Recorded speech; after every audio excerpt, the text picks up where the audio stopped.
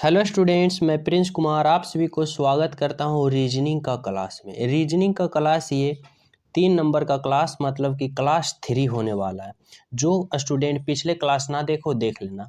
मैं बता दूं कि शाम के 8 बजे प्रतिदिन आप सभी को रीजनिंग का इम्पोर्टेंट प्रश्न लिया जाता है, जो कि रीजनिंग का बस एक ही फंडा है। हमारे तरफ से आप सभी को एक ही मकसद है कि कम समय में सभी स्टूडेंट रीजनिंग का ज़्यादा से ज़्यादा सोल्यूशन सीखे, और जो कि हमारे पास इस कंटेंट में आप सभी को टॉप 10 क्वेश्चन देखने को मिलेगा, टॉप 10 प्रश्न देखने को मिलेगा, जो कि इजी से मॉडरेट एंड हाई लेवल तक आप सभी को प्रश्न देखने को मिलेगा। और इस तरह से आप सभी को समझाया जाएगा जो कि बेसिक से हाई मॉडरेट और कम समय में ज़्यादा प्रश्न सॉल्यूशन का मेथड सिखाया जाएगा। ये क्लास तीसरा क्लास होने वाला है। तो चलिए शुरू करते हैं। पहला प्रश्न देखो, पहला प्रश्न दिया गया है। पहला प्रश्न है कि नीचे दिए गए प्रश्न में संबंधित शब्दों को चुनिए। संबंधित शब्दों को चुनना है, बताना है कि आदमी जिस प्रकार से चलना है संबंधित है, मछली उसी प्रकार से किससे संबंधित रहेगा। तो देखो, आदमी एक स्थान से दूसरे स्थान तक जाने के लिए क्या करता है? चलता है, मतलब कि चलता है। उसी प्रकार अगर मछली एक स्थान से दूसरे स्थान तक जाने के लिए वह क्या करता है? वह तैरता है। क्या करता है? तैरना संबंधित। मतलब कि आदमी को एक स्थान से दूसरे स्थान जाने के लिए उसे संबंधित है चलना, तो मछली को एक जगह से दूसरी जगह जाने के लिए उसको संबंधित किससे है? तो तैरना से संबंधित है। तो इसका मतलब इस प्रश्न का राइट आंसर होगा क्या? मछली का संबंध किससे है? तो तैरना से संबंधित है। Option number B. समझ रहे हो? गुड। अगला प्रश्न देखो, 2 नंबर का प्रश्न क्या है। 2 नंबर का प्रश्न है कि नीचे दिए गए प्रश्नों में संबंधित संख्या को चुने। 34 का संबंध जिस प्रकार से 48 का है, 56 का संबंध उसी प्रकार किस प्रश्न से होगा, जो आप सभी को बताना है। यहाँ पे आप सभी को दिमाग लगाना है कि 34 से 48 कैसे गया है, उसी प्रकार 56 से हमें यहाँ पहुँचना है। तो देखो किस प्रकार से लगाना है। अगर हम 34 में 14 को ऐड करेंगे तो कितना आता है? 48 आता है। 48। अगर हम 56 में भी 14 ऐड करेंगे तो कितना आ जाता है? 70 आ रहा है। लेकिन ऑप्शन में आप सभी को कहीं 70 दिख रहा है? तो नहीं दिख रहा है। इसका मतलब इस प्रकार से मेथड हमें लागू नहीं हो रहा है। इस प्रकार से मेथड यहाँ लागू नहीं हो रहा है। तो किस प्रकार से हो रहा है, चलिए देखते हैं। देखो, 34 लिखने के लिए 3 और 4 लिखा, और 3 और 4 लिखा। अगर 3 और 4 को हम गुना करते हैं तो 3 और 4 को गुना करेंगे कितना आ जाएगा? 12। कितना आ रहा है? 12। अगर 12 में हम फिर 4 से गुना करेंगे तो कितना आ रहा है? 48। क्या किया है देखो, 3 गुने 4 किया, 12 आया, और 12 में हम ऊपर से 4 को गुना कर दिए, 48 आ गया। समझ रहे हो? उसी प्रकार 56 कैसे लिखा है? 5 और 6 लिखता है। अगर हम 5 और 6 को गुना करेंगे तो कितना आ जाता है? 30। 5 और 6 के गुना करने पर कितना आता है? 30। अगर 30 में हम ऊपर से 4 गुना करेंगे, जहाँ यहाँ पर भी 4 से गुना किया है तो यहाँ भी करेंगे, तो कितना आ जाता है? 120। कितना आ जाता है? 120। यानी कि ऑप्शन में कहीं दिख रहा है 120? तो हाँ दिख रहा है। कहाँ? तो ऑप्शन नंबर सी। इसका मतलब कि इसमें 56 का संबंध किससे है? तो 120 से। वो भी कैसे है? मतलब पहले 3 गुने 4 कर दिया, मतलब आपस में दोनों को गुना कर दिया, और ऊपर से 4 और गुना कर दिया। तो इसका मतलब आ गया 34 का संबंध 48 से जैसे है, 56 का संबंध वैसे 120 से। इसी प्रकार से आप सभी को एग्जाम हॉल में करना है। समझ रहे हो? गुड। आगे देखो क्या है। 3 नंबर का प्रश्न है। 3 नंबर का प्रश्न में है कि नीचे दिए गए प्रश्नों में विषम संख्या युग्म चुनिए। विषम संख्या बताना है कि कौन विषम है, कैसे विषम है, जो बताना है। देखो, 11 ऑप्शन ए में है, 11 13। ऑप्शन बी में है 17 19, ऑप्शन सी में है 25 37 और ऑप्शन डी में है 29 और 31। तो आपको बताना है कि कौन सा जो युग्म है विषम है। देखते हैं, चलिए दिमाग लगाते हैं क्या है। परिमेय अपरिमेय तो सही है। सम विषम की बात करें तो सम विषम यहाँ देख सकते हो सभी क्या है विषम मानो, सम नहीं है। तो किस प्रकार से हमें दिमाग लगाना है, जो आप सभी को लगाना है। कैसे करना है एग्जाम हॉल में, तो देखो 11 13 की बात करें तो 11 और 13 अभाज्य संख्या। अभाज्य संख्या क्या होता है पहले समझो। अभाज्य संख्या हम उसे कहते हैं जो एक और अपने आप से पूर्ण विभाजित होता है, उसी को हम अभाज्य संख्या कहते हैं। बाकी किसी अंक से भी विभाजित ना हो उसे हम अभाज्य संख्या नहीं कहते, उसे हम भाज्य कहते हैं। तो जैसे 11 को अगर 1 से भाग करेंगे तो 11 एकम 11 ही कट गया, मतलब कि 11 क्या अभाज्य संख्या। अगर हम 11 को खुद को अपने आप से मतलब 11 को खुद से मतलब 11 से ही भाग देंगे तो एक मतलब 11 कट रहा है, जो कि 11 सिर्फ एक और अपने आप 11 से कट रहा है। अगर 2 से दोगे, 3 से दोगे, 4 से कितनों से दोगे तो ये पूर्ण रूप से नहीं कटेगा। जो कि खुद से कट रहा है अपने आप से 1 से और अपने आप से 11 से, मतलब खुद से कट रहा, 1 से कट रहा है और खुद अपने आप से कट रहा है, बाकी किसी भी संख्या से नहीं कट रहा है। इसी को कहते हैं अभाज्य संख्या। तो यहाँ पे देखो क्या है, यहाँ पे कहा है कि 11 भी देखो अभाज्य संख्या है, 13 भी अभाज्य संख्या है, 17 भी अभाज्य संख्या, 19 भी अभाज्य संख्या, 29 भी अभाज्य संख्या और 31 भी अभाज्य संख्या है, 37 भी अभाज्य संख्या। लेकिन यहाँ 25 जो है वह 5 से तो कट रहा है पूर्ण रूप से। 5 गुने 5, 5 पचे 25, 25 को भाग दोगे 5 से तो 5 मर्तम 5 बचे 25 पूर्ण रूप से कट रहा है। यानी कि क्या, यहाँ पे एक अभाज्य है, बाकी सभी अभाज्य है। तो इसका मतलब ऑप्शन नंबर सी क्या है, इसमें विषम है, इसमें अलग से है, मतलब विषम यही है। विषम का मतलब जो सभी ऑप्शन से हट के, तो ही राइट आंसर क्या होगा, ऑप्शन नंबर क्या मारोगे, सी। अगला देखो प्रश्न क्या है 4 नंबर का। 4 नंबर का प्रश्न है कि नीचे दी गई श्रृंखला को पूरा करें। 4 के बाद 8 आया, फिर 8 आया, फिर 10 आया, फिर 6 आया, फिर 12 आया, फिर आगे का स्थान आप सभी को बताना है कि क्या होगा। तो चलो दिमाग लगाओ, देखो क्या किया है। अगर यहाँ पे 4 में हम 2 गुना करेंगे, 4 में अगर हम 2 गुना करेंगे तो यहाँ देखो 8 आ गया, 8 आ गया। अगर हम 8 में फिर से 2 गुना करेंगे तो देखो 16 आ गया, आ गया। अगर हम 16 में फिर से 2 गुना करेंगे तो कितना आएगा, यहाँ पे आएगा 32। इसका मतलब यहाँ पे खाली स्थान वाट के चिन्ह पर क्या भराएगा, 32। अगर इसके बाद वाले स्थान हमें चुनना है तो हम फिर इस पोजीशन से चलेंगे। कहाँ से, इस पोजीशन से चलेंगे। 8 में 2 जोड़ें 10, 10 में 2 जोड़ें 12 और 12 में 2 जोड़ेंगे तो 14। आगे वाला क्या, अगर पूछता आगे वाला तो 14 भरते, लेकिन आगे वाला हमसे नहीं पूछ रहा है। तो इस प्रश्न में क्या किया, 4 में 2 से गुना किया 8 आया, 8 में 2 से गुना किया 16 आया, 16 में 2 से गुना किया 32 आया। और 32 देखो कहीं पे ऑप्शन में तुम्हें जना रहा है तो जना रहा है, मतलब यानी कि राइट आंसर होगा ऑप्शन नंबर सी। समझ रहे हो। चलो अगला प्रश्न देखो क्या है। आगे वाला प्रश्न है कि नीचे दिए गए प्रश्न में संबंधित अक्षर को चुने। एफ के टी जिस प्रकार से ये लिखा है GNO का उसी प्रकार से यहाँ क्या होगा।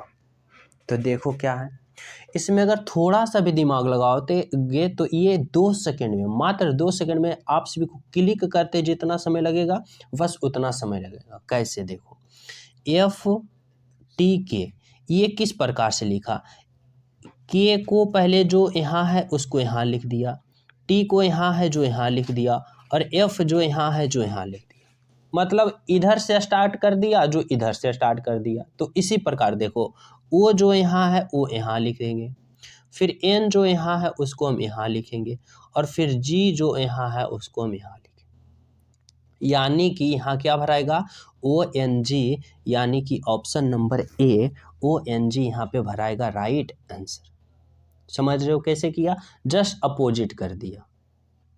समझ रहे हो। चलो अगला देखो क्या है।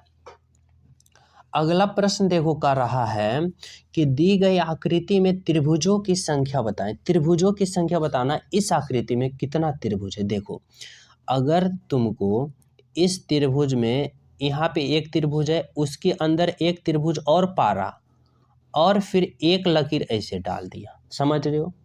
तो इसका मतलब पहले यहाँ पे दो त्रिभुज है, पहले देखो ये एक त्रिभुज है, इसमें एक ये त्रिभुज है, इसमें एक ये ऐसे कर दिया और फिर से ऊपर एक ऐसे कर दिया। तो ये इस प्रकार के त्रिभुज में कितने त्रिभुज होते हैं, एक त्रिभुज, दो त्रिभुज, ये हो गया। देखो एक त्रिभुज ये हुआ, एक त्रिभुज ये हुआ और एक बड़ा वाला ये पूर्ण रूप से, तो यानी कितना हुआ, तीन त्रिभुज हुआ। तो तीन त्रिभुज तो इसमें हुआ, एक दो और एक बड़ा वाला, ये तीन त्रिभुज तो इसमें हुआ। उसी प्रकार तो ये बड़ा वाला भी होगा, एक एक इसमें होगा, दो इसमें होगा और ये बड़ा वाला तीन इसमें हुआ, यानी तीन त्रिभुज और, तो तीन और तीन छह त्रिभुज, यानी ऑप्शन नंबर ए। समझें किस प्रकार से हुआ, तीन त्रिभुज छोटा वाला में और तीन त्रिभुज बड़ा वाला में, यानी 3 + 3 छह त्रिभुज। समझ रहे हो, ठीक है। अगला प्रश्न चलते हैं 8 नंबर का। देखो 8 नंबर में प्रश्न में क्या है, कह रहा है दिए गए प्रश्न में लुप्त पद ज्ञात करें। लुप्त पद बताना है कि क्या होगा, जिस प्रकार ये संबंधित ये है उसी प्रकार ये बताना है। तो ऐसा प्रश्न में क्या करना है, देखो कि सबसे पहले क्या है, इधर जो साइड साइड है वो साइड साइड वाले क्या देखो जो 3 है छोटा है, 5 छोटा है, 2 छोटा है, 6 छोटा है, लेकिन बीच वाले जो है बड़ा है, इसमें भी बीच वाले बड़ा है और इसमें भी जो लाना है वो बड़ा ही लाना है। समझ रहे हो। तो इसका मतलब हमें साइड साइड में अगर जोड़ घटाव गुना भाग कुछ करके हमें बीच वाले बड़ा वाला लाया है, उसी प्रकार साइड वाला कुछ जोड़ घटाव गुना भाग करके बड़ा वाला लाया है, उसी प्रकार हमें यहाँ भी करके लाना है बड़ा वाला। तो कैसे किया है, जो दिमाग लगाना है। देखो क्या किया है, अगर हम यहाँ पे 5 और 3 को गुना करें, 5 और 3 को गुना करेंगे तो कितना आ जाएगा, 15, ये दोनों साइड वाले को, समझ रहे हो। आगे 6 और 2 को गुना करेंगे तो कितना आ जाएगा, 12, 6 दूना 12। अब दोनों को ऐड करेंगे तो 5 2 7 और 1 1 2, यानी कि 27। तो 27 बीच वाला आया, हाँ आ गया। तो यानी कि ये दोनों को साइड साइड गुना किया दोनों को और जोड़ने के बाद बीच वाला आ गया। उसी प्रकार यहाँ करो, देखो साइड साइड को गुना करो, 5 नमा 45, कितना आया 45, और फिर 9 गुने 4 करो तो 9 चौका 36, तो 45 और 36 कितना आएगा, 6 5 11, 4 3 7, एक बकाया 8, यानी 81। ये बिल्कुल सही हो रहा है जी। उसी प्रकार इसको भी करना है, 8 गुने 4 करो, 8 चौका 32 और 8 गुने 3 करो, 8 तिया 24, तो 32 और 24, 4 और 2 6 और 3 और 2 5, मतलब कि 56। अब 56 ऑप्शन में है तो बिल्कुल है, बिल्कुल बी मारना है। ऑप्शन नंबर क्या, option number B 56 is the right answer. समझ रहे हो, गुड। अगला देखो प्रश्न क्या है, 8 नंबर का प्रश्न। 8 नंबर का प्रश्न है, इससे पहले जो न्यू हो चैनल सब्सक्राइब कर लेना और बेल आइकन दबा लेना, क्योंकि आप सभी के रीजनिंग में इस प्रकार कमांड कराएंगे कि कम समय में ज़्यादा सॉल्यूशन करोगे। समझ रहे हो। देखो प्रश्न है कि यह यदि यहाँ पे होगा, यदि 15 मार्च 2012 को मंगलवार दिन था। देखो कैलेंडर से प्रश्न है, 15 मार्च 2012 को मंगलवार दिन था, तो 5 मई 2012 को कौन सा दिन होगा, जो बताना है। तो देखो ऐसा प्रश्न में क्या करना है, पहले आप सभी को पता लगाना है कि कौन सा महीना कितने दिन का होता है। समझ रहे हो। तो देखो मार्च की बात करें तो मार्च की महीना कितने तारीख का होता है, 31 के तारीख का होता है। कितने तारीख का होता है, 31 के। लेकिन 31 तारीख में 15 मार्च कर रहा है, यानी कि 15 मार्च के बाद 15 मार्च 2012 को मंगलवार दिन था, तो 15 दिन तो यहाँ हो गया, तो 31 दिन मार्च लगता है, लेकिन 15 दिन के बाद की बात कर रहा है। तो 31 में अगर हम 15 घटाएंगे तो कितना आ गया, 16 दिन। इधर से बच गया हमें कितना दिन, 16 दिन इधर बच रहा है। और आगे क्या कर रहा है कि 5 मई, तो मार्च के बाद क्या आता है, एक महीना अप्रैल, APRIL, अप्रैल। मार्च के बाद एक महीना आता है अप्रैल।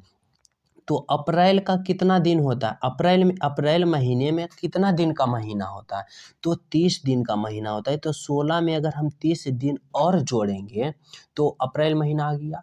उसके बाद कर रहा है मई, तो मई में फिर कई दिन लेना है, 5 मई।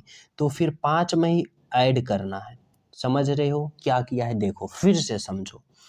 15 मार्च 2012 को मंगल दिन था, मतलब 15 तारीख तक के बात होगी या 15 के बाद की बात करना है। तो मार्च में 31 महीना लगता है, 31 महीना में 15 दिन की बात होगी या तो 15 दिन घटा देना है, बाकी बचा 16 दिन। और 16 दिन बच गया मार्च में। उसके बाद कर रहा है अगला महीना, तो अप्रैल आया, अप्रैल का लगता है 30 दिन का महीना। समझ रहे हो। उसके बाद मई कर रहा है 5 मई को, मतलब यानी कि 5 दिन, तो 5 दिन और ऐड कर देना है।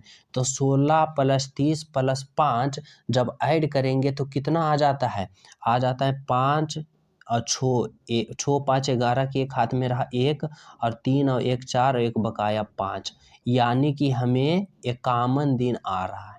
सभी को जोड़ने पर 51 दिन आ रहा है, 51 दिन आ रहा है। अब 51 को 7 से भाग देना है। तो 7 से भाग देंगे क्योंकि एक सप्ताह में 7 दिन होता है। तो 7 से भाग देंगे तो 7 सता 49, 49 आया। तो 51 में 49 जाएगा, बाकी बचेगा 2। रिमाइंडर कितना दिन बच रहा है, 2 दिन। अब का रहा है रिमाइंडर 2 दिन बच रहा है, लेकिन यहाँ कितना, कौन दिन का रहा था, मंगलवार का रहा था, यानी कि मंगल दिन है। तो मंगलवार में 2 दिन प्लस ऐड कर दो। मंगलवार में 2 दिन और आगे बढ़ो तो मंगल के बाद क्या आता है, बुध, और बुध के बाद क्या आता है, बृहस्पति, यानी कि 5 मई 2012 को कौन दिन होगा, तो बृहस्पतिवार होगा। Option number B. समझ रहे हो कितना सिंपल तरीका से बताएं। तो राइट आंसर क्या होगा, बृहस्पतिवार, ऑप्शन नंबर बी। चलो अगला प्रश्न चलते हैं। अगला प्रश्न देखो क्या है। अगला प्रश्न है, दी गई अक्षर श्रृंखला को पूरा करें। दी गई यहाँ पे श्रृंखला है, यहाँ पे पूरा करना है। 6 से 10 कैसे आया, 10 से 14 कैसे आया, 20 और 26 और 34 और अगला लाना है। तो चलो दिमाग लगाते हैं कुछ। देखो अगर 6 में हम 4 को ऐड करेंगे तो 10 आया। अगर 10 में हम और 4 ऐड करेंगे तो 14 आ जाएगा, आ गया। अगर 14 में हम 6 ऐड करें तो 20 आया, और 20 में जब और 6 ऐड करेंगे 26 आया, और जब हम 26 में फिर 8 ऐड करेंगे तो कितना आया, 34 आया। तो देखो पहले 1 में 4 ऐड किया, फिर 4 ऐड किया, फिर 8, तो अभी फिर 8 ऐड करेंगे, 34 में 8 ऐड करेंगे तो कितना आएगा, 8 4 12 के 2 हाथ में रहा 1 और 3 और 1 बकाया 4, यानी 42 आया। तो खाली स्थान के जगह क्या होगा, 42 ऑप्शन में है, तो हाँ है, यानी ऑप्शन नंबर ए 42 होगा। तो इस प्रकार से ये प्रश्न का सॉल्यूशन हुआ। टॉप 10 प्रश्न, समझ रहे हो, जो कि कम समय में ज़्यादा प्रश्न सॉल्यूशन।